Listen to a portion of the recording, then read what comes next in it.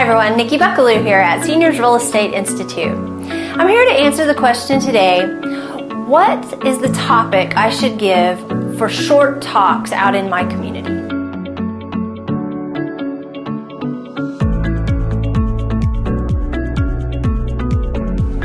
Wow.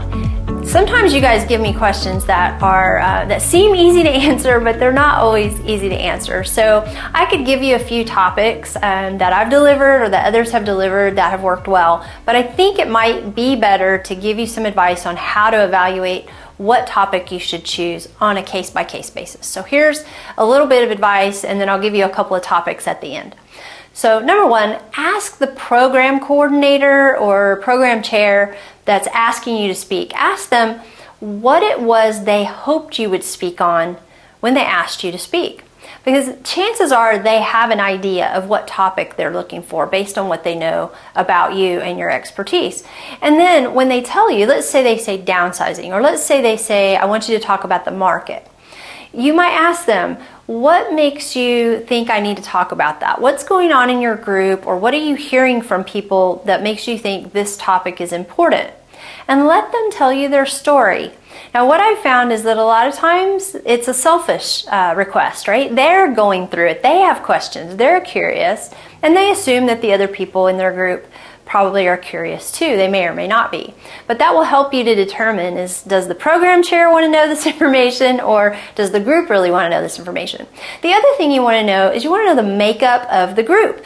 So is the group largely made up of retirees? Is the group made up of professionals? Or might the group be made up of people that are all of the above, and some might even be caregivers for aging parents? And so just kind of try to find out what the makeup of the group is to help you create a topic that's relevant for the majority in the group. So occasionally I'll hear a program chair when I ask them, what is it that you're wanting me to speak on and why? They'll say, well, there are a lot of retirees in our group and they need to hear X. They need to hear this. They need to hear this. That's a real telltale sign that that they have an agenda. Like they're wanting you to come and deliver some information. And so that's worthy of a conversation with that program chair, because they're going to have a reason that they think people need to hear that. And certainly don't want to go in and sound preachy or lectury because someone thinks you need to tell people. You want to find out how you can deliver that in a more educational way.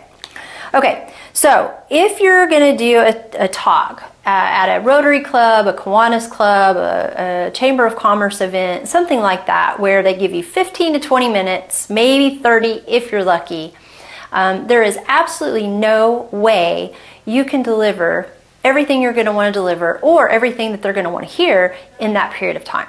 So you have to pick and choose what you're going to be able to deliver. Now, ideally, you would have some other longer seminar or talk later, maybe in the next month or so, that you could invite them to learn more. But let's say you don't, and all you have is that 15 minutes, 20-minute window. Here are a couple of suggestions. You could suggest a talk that is like a 3 or 5 point or 3 or 5 step talk. For instance, 3 mistakes longtime homeowners should avoid when downsizing. And then you basically say, okay, these are the 3 things that people who've lived in their home a really long time deal with, that we don't want you to make this mistake. And you give 3 bullet points with a short elaboration on each, and then you open it up to questions. Because really the questions is where you're going to get the meat of what they want to know. The other way you could go about it would be, for instance, Downsizing Made Easy. Downsizing Made Easy, the 5 simple steps to downsizing. And you could outline the 5 steps and elaborate briefly on each one, and then say, I'll be happy to take questions on any of the 5 steps that I just mentioned today. Now, the key to this is to, when they ask you questions, be able to answer them as succinctly as possible.